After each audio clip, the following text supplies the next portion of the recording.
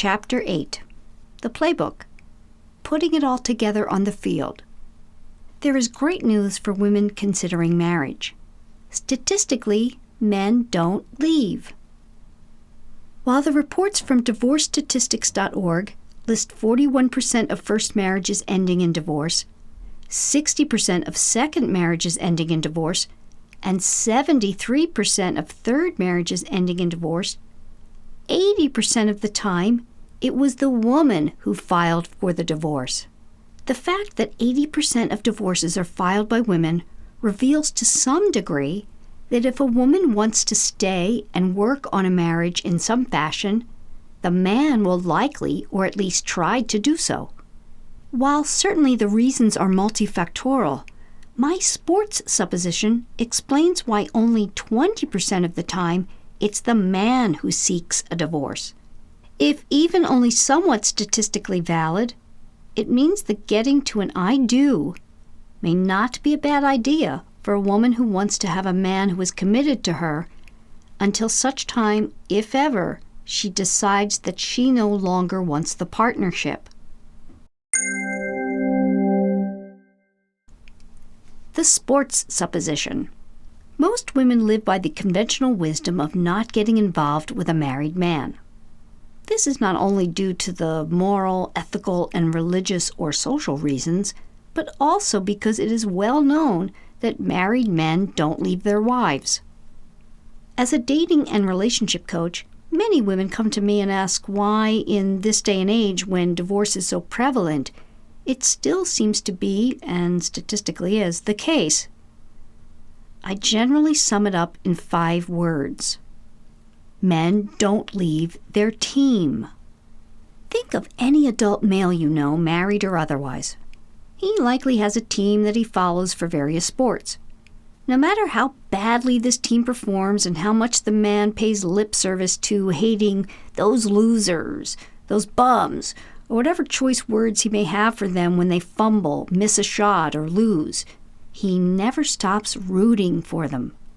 He doesn't suddenly say, the Knicks haven't won an NBA championship in 40 years, so I guess I'll find another team. Not only will a man not leave the team he supports, he will not leave his own team. Think about an adult male you know who plays on an amateur team. Or better yet, give a man the hypothetical I'm about to give you and see how he answers you. Let's give the man in our hypothetical the name Tom. At the root of the home team. Tom, aged 45, plays on an adult baseball team. He's been on the team for nearly 20 years, but he is tired of leaving work early to make it to practice on time, or getting up for games on Saturday morning. He started to become disenchanted with the coach somewhere around the 3rd year of being on the team. For Tom, it was then that being committed to the practice and game schedule and following the coach's rules began to get old and became more of a chore than a joy. At the end of the 2nd season, Tom told his friend, "I guess the honeymoon is over." While initially he thought the coach was cool, in reality, dealing with him over the years completely turned Tom off. Tom complains that the coach no longer allows him to play third base as much, and he doesn't put him up to bat very often either. Tom is bored and frustrated. Despite being unhappy, playing on this team, and becoming disenchanted with his coach, Tom still loves the game. It's just not as much fun for him to play on this old team. He complains to his friends and the guys at work about the practice times, the controlling coach, Saturday games, and his minor aches after practice. Throughout the years, Tom's friend has suggested he speak with the coach or just turn in his glove and retire his number. Does Tom quit? You may be thinking, of course, why would Tom stay with something that clearly frustrates and bores him, takes his time and energy, and that he no longer enjoys? Men stick it out. Tom stays because he is a man. If he were to simply quit, to his buddies, his teammates, and most importantly, to himself, he would be labeled or would label himself as a quitter. The unspoken man code states that a man doesn't shirk his responsibilities just because he no longer feels like living up to his commitments. A real man sucks it up and sticks it out until the bitter end. Tom's coach is sick of trying to make it work. When in one of his better moods, he allowed Tom to play third base, gave him more time off than his teammates, and tried talking to him about his attitude. Tom will continue to make it miserable for everyone, including himself, but he won't leave. Instead, he argues with the coach until the coach gets so fed up that he kicks Tom off the team for his bad attitude and lack of interest in playing to make the team a winner. Take the challenge and give 3 adult men this hypothetical about Tom. If your experience is like mine, at a minimum, 2 out of the 3 men will tell you that Tom doesn't quit. I usually receive an immediate and unequivocal no way from every man I ask the question, does Tom quit? It's simply not part of male human nature to make a commitment and then renege on it simply because it no longer feels satisfying, fun, or feels good. Once committed to something where a man has made a decision and given his word, he doesn't just quit, leave, or, statistically, initiate divorce. Men don't leave their team, and as a man's wife, you are his team.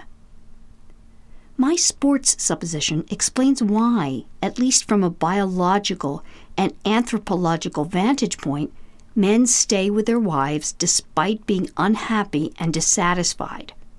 Of course, there are all manner of financial, logistical, and other factors that come into play, but the fact that 80% of divorces are filed by women is rooted in something deep within males to stick it out. Strike 3.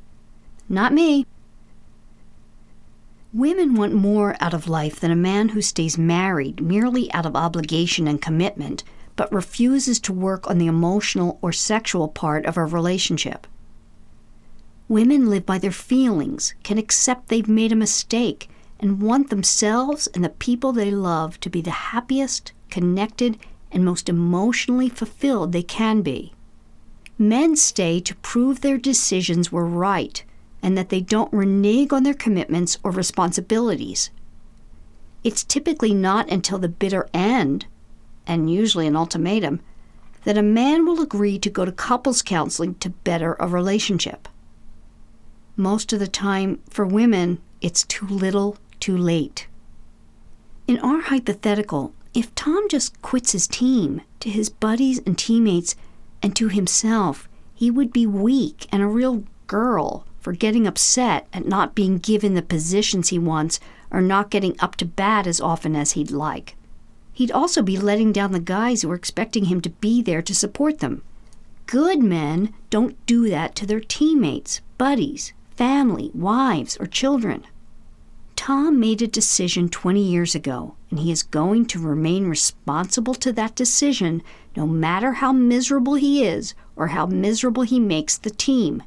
Tom keeps going to bat until the bitter end, and he will do anything not to strike out. You may be thinking, okay, while a man won't leave a team or a relationship, it's often the case that he will cheat on his wife. What about that? To that I say, yes, you are absolutely right. Stealing bases. So why would a man be okay with cheating after he is bonded through marriage? We understand that Tom doesn't quit his team because he lives by his decisions, commitments, and responsibilities. This doesn't mean, however, that Tom doesn't feel unhappy. Tom is completely unhappy. While Tom dislikes the coach, the control of the practice times, the game schedule, and the one position he is forced to play, Tom still loves the game of baseball. Tom's love of the game may cause him to find another team that he likes better. He finds a team a few towns over that entices him with fun and being up at bat a lot more times in a few months than the coach has let him in years. Tom is very excited by this new team, as it feels relaxing to be away from the pressures and boredom of the home team. The coach on the new team entices Tom to come and play whenever he wants, and makes little to no demands on him. At first, Tom gets to play positions he hasn't played in years, and feels like a 20-year-old again. The new team has gone so far as to promise they won't tell anyone that Tom is playing with them. Tom is elated. No one on the home team will know he is cheating with another team. He stays with his old team, shows himself to be a responsible player, and is on his best behavior with the home coach. Tom feels that by getting his needs met elsewhere, he can even be nicer to the home coach. By playing on the team a few towns over, Tom feels everyone on the home team is happier. While he may feel a bit guilty, guilt is preferable to being seen as a quitter. By playing on the new team, Tom gets to play the game as he wants to play it, and he doesn't have to feel like a failure for not living up to his responsibility and commitment he made to the home team. Tom manages his intermittent pangs of guilt by telling himself that he is doing the right thing by remaining loyal to the home team. He also justifies his actions by telling himself that he deserves to play on the new team because he has been unhappy with the home team for many years, though never discussed the unhappiness with the coach. Because men view women, love, and commitment so very differently, they can believe that cheating is somewhat harmless and much preferable to reneging on their commitments. As men bond only by making a commitment, a cheating husband does not feel that being with another woman breaks the bond to his wife. Because he isn't reneging on the commitment, he doesn't feel he is breaking the bond. To a wife who bonds through time and sex, a cheating husband is typically the ultimate betrayal. As a woman views commitment through a lens of love and feelings, to her, a man breaks a bond merely by feeling that he wants to be with another woman. When the coach steps off the field, you might be thinking, what happens if the wife is the one that cheats? A man certainly feels like the bond is broken then, correct? Again, you are absolutely right. While a man feels betrayed when a wife cheats, it's not the same feeling that a woman feels when she has been the victim of cheating. While equally horrible, each gender experiences a different type of pain when betrayed in a love relationship. Complex and contextual, men have a hard time explaining why a woman cheating on them is the worst thing a man can experience.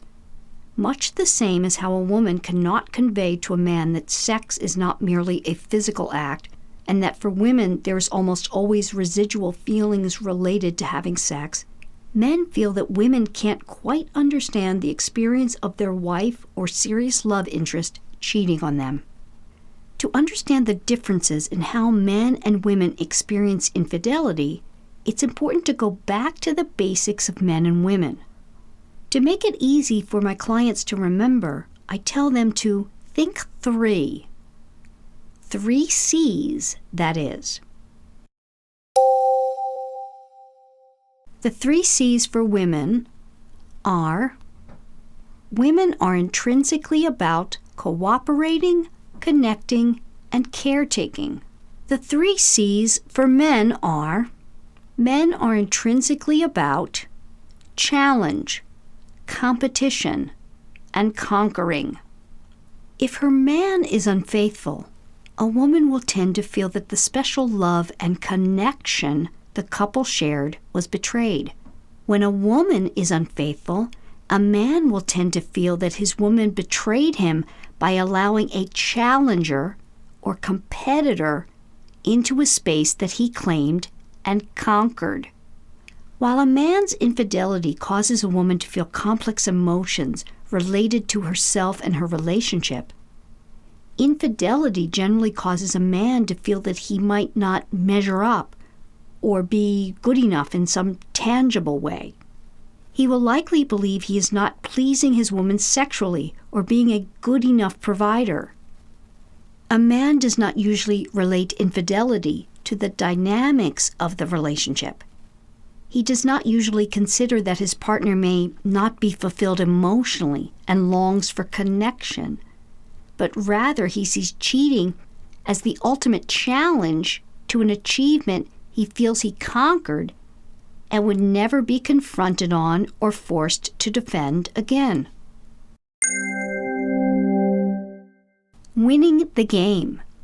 In no way am I condoning, justifying, or pardoning men or women who cheat. I'm merely outlining the way in which many men frame their cheating as actually living up to the commitments they've made, born from their decisions. While women feel heartbroken, disappointed, and in every way violated by a husband who cheats, the husbands who do often believe the worst thing they could do is to renege on their decision to be responsible to the women to whom they've committed. Women who have been cheated on by their husbands would much prefer the men shirk their responsibility in favor of emotional and sexual truth and honesty. Many times, cheating men don't understand the outrage that their wives feel, and in many cases try to lessen incidents of infidelity as not meaning anything or saying it was just sex. Due to the puppy principle, in a great deal of one-time infidelities, this is actually the case for men. Sex for men can carry no meaning or feelings at all beyond the physical pleasure. This fact can be extremely disconcerting and disheartening to many women who cannot imagine a disconnect between love and sex.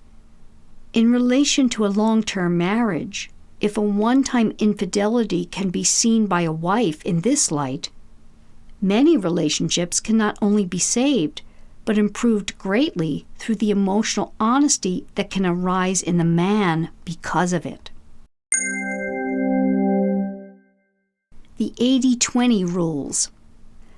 If you're thinking about our hypothetical on the chance of our teammate Tom leaving his wife to be with the other woman, statistically, that won't be happening. While Tom's wife will likely be one of the 80% filing for divorce, Tom has almost no statistical chance of marrying his mistress.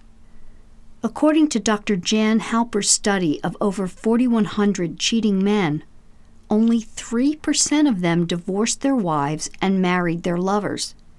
Tom is much more likely to do all he can to make it up to his wife and to prove himself to be a better man and capable of living up to his decision and commitments in a way that will please her. Most typically, he will strive to prove his decision to marry his wife was right, that he is not a failure, and that he can go the distance on his commitment to her no matter how hard it is or what he feels. While occasionally a cheating husband will leave his wife, 80% of the time the wife will be the one making the decision about the direction of the marriage and deciding if she wants to attempt to work on the marital issues and stay. Once a wife decides she wants a divorce, in most cases, the cheating man is typically no longer interested in the other woman for more than assuaging his feelings of hurt and failure. His main focus is, once again, achieving that which he valued enough to commit to in the first place. When a man strikes out with all the bases loaded, he will then step up to the plate and agree to work on the emotional, physical aspects of his marriage, should his coach be willing to give him another chance at bat. A case for marriage. As you now know, women bond through time and sex. If a woman likes a man enough to spend some time and has satisfying sex with him, she will bond. She doesn't need a formal commitment or contract to be forever faithful in mind, body, and soul. She will give of herself and be responsible to her man in all ways, without any formal occasion, contract, or ceremony. While the day in a white dress is wonderful, memorable, and meaningful, it's not at all necessary for a woman to be fully committed and bonded to a man she loves. As men only bond through making a formal commitment, as in marriage or some other formalized ceremony or celebration signifying a man taking responsibility in somewhat of a public manner, a commitment event is very important. This public ceremonious activity, no matter how small or informal, is the equivalent of a man getting his uniform and becoming part of a team. Once he is suited up with his number and it's official, statistically it is very unlikely that he will just walk off or quit. If a woman commits to doing the rules in dating and marries a man who ultimately cherishes and values her, if she continues with the rules for marriage, she is less likely to have to face the possibility of infidelity.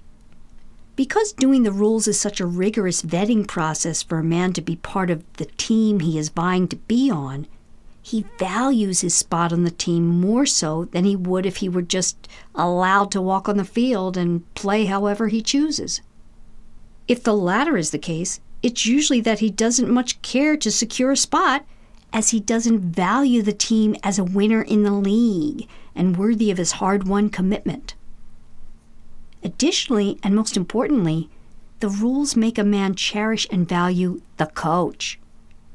Once he is accepted as part of a team that plays by the rules, and the man knows that the coach doesn't accept anything less than good behavior and full commitment to the game, he is much more apt to go the distance and continue to desire to keep proving himself to be first string in the coach's eyes and heart. Adam up at bat. My client Andy is a single mom in her early 40s. She divorced her first husband nearly 15 years ago and has one daughter who is soon to be a teenager. Although quite religious, Andy told me that she never considered marrying again, as she felt there was no need as long as she could be in a committed long-term partnership. Andy contacted me in February of 2016 after dating a man she had met online and known for about 4 months. She was starting to fall for this man and wanted to ensure the best possibility of a long-term relationship. Utilizing a combination of the rules and my advanced retreat strategies to incite wonder and longing in a man, Andy found herself enjoying a great relationship in which she was cherished, respected, and loved. Andy took the consumer versus buyer relationship test. Adam scored as a bona fide buyer. I recall the session when I asked Andy if she felt she wanted to marry this man, and would she be ready if he asked. She chuckled a bit and said something like, "I want to be in a committed relationship, but I don't need to get married to have that." I took a breath and paused. "I know you don't," I said, "but he does." "Aha," Andy chuckled. "Of course he does." What Andy realized in that moment was that while she didn't need a formal commitment to bond to Adam, she was bonded after they began having sex, he needed to make a formal commitment to bond to her. Andy followed my playbook and thus set about applying the approaches and strategies needed to allow Adam to easily and naturally desire more and to think long-term. While there were times Andy just wanted to talk something out with Adam or call him up and come to a rational decision about something in their relationship, she didn't. She would reach out to me instead, and we would work out an equal strategy that did not show Andy as leading or attempting to control Adam's decisions or actions. Though frustrating at times, Andy kept herself in check, and she communicated to Adam via actions and not words. When she did have to render her opinion or make her needs known, she did so using the soft approaches I recommended. Women relate through verbalization. Men relate through action. When you are independent, achieved, and self-reliant, you can easily slip into the mode of male energy, whereby you simply want to be direct and to the point. While this is effective in work and in getting a refund from a customer service rep, it can be a real turnoff to a guy with whom you're involved. Softeners are a very effective way for you to connect to your guy. A man gets a lot of masculine energy in his daily life and doesn't look to you for more of it. Softeners allow for him to relax, relate to your femininity, and feel masculine. He has a hard time getting that anywhere else in his life, nor would you want him to. When he asks you for dinner, a response like, "No can do, sorry, I teach on Wednesday nights," is much better received when phrased a bit more softly, as in, "Oh, that would have been lovely, and that restaurant is my favorite. I'm really disappointed that I have to teach a class. I'll really miss seeing you tonight." After a hard day at work, you might be inclined to start spewing problems over which your man has no control. It's tempting to begin venting the moment you see him. "Do you know what my stupid boss made me do today? I was working at my desk when she calls me into her office to read me the riot act about the Jetson account. She started ranting and raving, and then I told her blah, blah, blah, and then she said blah, blah, blah." This causes your guy to tune you out. He'll be much more likely to hear you as well as commiserate and attend to your feelings about your situation if he hears, "Honey, it's great to see you, but I'm so uptight from an incident at work. Would you just hold me for a few minutes while I de-stress?" This softer version allows him to do something that no one else in your life can do, and this makes him feel needed and useful. These are two things that connect him to you. You can easily hear the difference in how these ways of relating sound. One has a harder edge, and one has a softer quality. While you can be your take-charge self at work and in many areas of your life, when it comes to being with your guy, he needs you to be soft and feminine so he can feel strong and masculine. This necessitates you becoming comfortable with feminine vulnerability. Softeners and vulnerability take practice for many women who are used to handling everything in their lives and simply being the strong, independent women that they are. Almost daily, I find myself reminding my clients to utilize softeners and to think about the beauty of vulnerability. As the world becomes more achievement-oriented, task-based, and less interpersonally connected, men need women to be soft and vulnerable more than ever. Think about the 80-20 rule applying to softeners. If you achieve softness around your man 80% of the time, he'll ignore the 20% of the time that you just have to be your take-charge self. The magic of a soft approach creates a lasting effect that allows your man to remain in a state of feeling achieved, confident, and useful. This can be magic to a man thinking about the possibility of a lifetime with you. The gift of clients. Early on the morning of December 25th, 2016, I woke up and checked my email to find one of the best presents a dating and relationship coach can ever receive. There in my inbox was a photo of Andy's left hand with a beautiful, sparkling engagement ring that she had been given by Adam on Christmas Eve, right after her daughter had gone to bed and the two could share the moment alone. Andy was and continues to be truly happy, and I am so happy for her. She did the work and is now reaping the rewards of her efforts. It took her 1 year from the time she met Adam to bring the relationship to engagement. Andy did a lot of great work, and it was a joy to help her through the inevitable highs and lows. We continued to work together because Andy knows that the work does not stop simply because she has an engagement ring, nor will it stop when she has a wedding ring. A man's need to achieve never ends, just as a woman's need to feel desired, cherished, and honored by her man doesn't end. I continue to work with Andy as a support for the ongoing work of the day-to-day details of inspiring Adam through action and not words. and continually making him wonder and long for her in small ways. While these strategies and approaches are extremely subtle, they are crucial to the health and vitality of any long-term relationship. The degree to which a long-term relationship will thrive is largely the degree to which a woman is willing to understand how her man loves. I want every woman to have a relationship with commitment, desire, respect, and honor. It comes easy to a lucky few and hard-won to most. I have learned both personally and professionally that it takes women to understand the male mind so that both sexes can reap the benefits of being in a solid, loving, and committed relationship.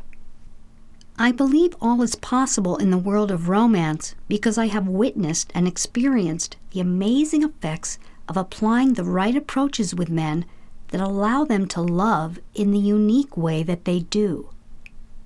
I know because I have walked the path with my clients as they have utilized the strategies that are effective in creating commitment from the men who they love and desire. What's next for you? I know that if you have listened this far, you are a woman who can understand and accept the very different ways that men love and what it is that they need to experience in order to continue to feel love. Most importantly, I trust that not only do you understand and accept the vast difference in how men love and what it takes for them to commit and bond, but that you can give over to what you need to do to create the right relationship for you and your Mr. Right, whether he is currently in your life or someone you have yet to meet.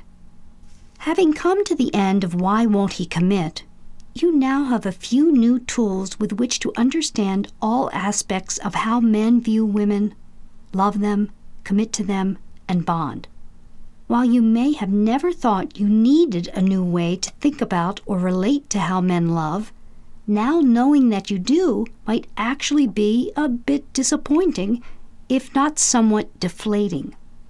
Even while making a living helping women effectively use the approaches and strategies that allow them to be cherished and loved by men, I struggle with the why of things in the world of love and romance. Why do men and women have to be so very different in their needs and wants regarding love and commitment? Why is it that women have to follow the rules in order to be successful in having men fall for them? Why can't love be an equal sharing of pursuit by both men and women? Why is there a need for relationship coaches? Why do so many women have to suffer so much heartache and learn ways of being and interacting in order to have men commit? Why can't women just be themselves, do what they feel in the moment, and have love and commitment happen easily and naturally? Unfortunately, there are more questions than answers. While ignorance is sometimes bliss, it can be very costly and quite hard on the heart and soul. Nature has presented us with clear preferences and behaviors. It is up to us to decide what to do with them. If we stay stuck in what seems to be the unfairness of our differences, we may never find what we are seeking. While questioning the why of things doesn't produce any good answers, knowing and enacting what works can turn what was once painful ignorance into current and future bliss. Honoring what is. I honor that you wanted to know why a man commits and why he doesn't, and that you wanted a glimpse of what it takes to further your chances of getting the divinely committed relationship that is rightfully yours. I trust that you will now begin to separate the consumers from the buyers in your life, and that you will be holding your head high, knowing that while a consumer may not be ready to adopt you, you are a beautiful, lovable puppy to him and to all men. Your time with a buyer is on the horizon. I know that whether he is in your life now or he is yet to be met, your buyer is out there because you are listening to this. In other words, while a buyer is in a state of being ready, willing, and able to commit, he will only commit to a woman who understands what she must do and not do to continually inspire his desire. You are becoming that woman. You've taken the first steps toward recognizing that your way of being with a man is directly related to whether or not he will be able to experience loving you. You now know that you are beautiful and inspiring just by being the lovable puppy that you are, but that in order to be the one he will want to commit to, you will have to allow him to love in the way he does as a man, and not do things according to how you need to feel love as a woman. While you are now better prepared for the journey toward him, you are ready to understand to the depth of your soul that a man must first move towards you and be ready, willing, and able to commit. You now know that your special buyer needs to see the you that is worthy of achieving, and all you need do is make him wonder about you and long for you. Sounds easy, but as with any endeavor worthy of achieving, the devil is in the details. Making a man wonder can be as complex as being mysterious and as elementary as not answering a text for a few hours. Making a man long for you can be as difficult as not always accepting his request for dates despite desperately wanting to see him, or as simple as making a commitment to yourself to go to the gym or taking a series of classes that keep you apart a few nights a week. Now that you know what it takes for a man to feel love, what will it take for you not to be so readily available and to make a man put effort into achieving your time, attention, and affection? What are you going to do to allow a man to wonder and long for you, starting tonight? Think about that for a moment. Anything worth achieving takes commitment to doing what works and not giving in to what doesn't. In other words, in order to gain a commitment from a man, you must first commit to yourself, to learning, incorporating, and lovingly enacting the approaches and strategies that inspire a man's love. Joy to the women. Helping women manifest commitment from the men they desire gives me great joy. My work makes me get up in the morning and feel content when I go to bed at night. A client's success is my success. For one woman, that may be reveling in her engagement that we've worked diligently to achieve. And for another, it can be simply sharing in her triumph of not texting her boyfriend when she feels anxious after a few days of not hearing from him. I celebrate each achievement like it was my own, and with each, I celebrate the gift of my own good fortune of being able to do the work that I do, helping women gain committed love from men they desire. How committed are you to manifesting commitment? Test yourself. If you haven't already, order The Rules or Not Your Mother's Rules. Read each and keep them and this book at the ready to be referred to again and again. If you are in a relationship of any sort, stop doing all that you do. Simply stop. See what happens.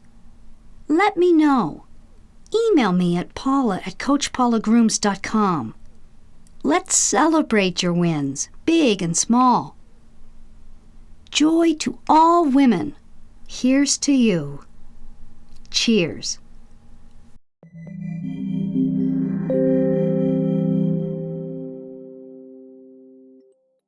I trust you got a lot of good information from today's video. and I enjoy bringing you content that is valuable for success in your romantic life. So don't forget to subscribe and hit the alert bell so you don't miss any of my upcoming videos. And if you want more on any of the content you see here, you can go to my book, Why Won't He Commit? How a Man Decides to Make You the One. You can order it at any fine retailer where you get your books. And if you want more on me or any of my programs, my podcast, go to coachpaulagrooms.com and we could be talking soon.